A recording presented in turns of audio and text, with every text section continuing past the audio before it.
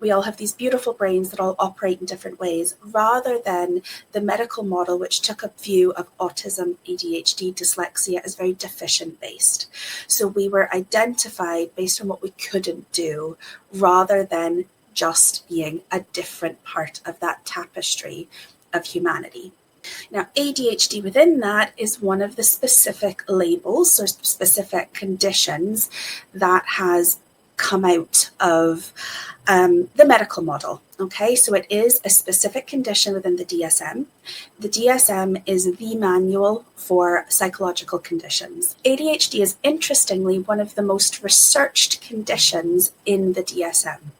So anybody who says it isn't a real condition goes against a lot of science. And where science has landed is that ADHD brains are literally wired differently.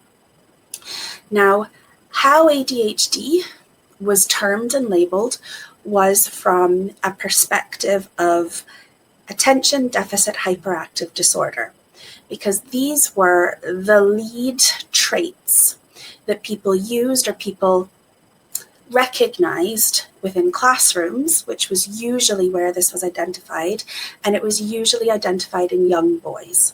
However, as our understanding has grown around ADHD, we actually understand that behind that very male, very child-based identification of trouble focusing and fidgeting, there's also all of this other stuff going on behind the scenes.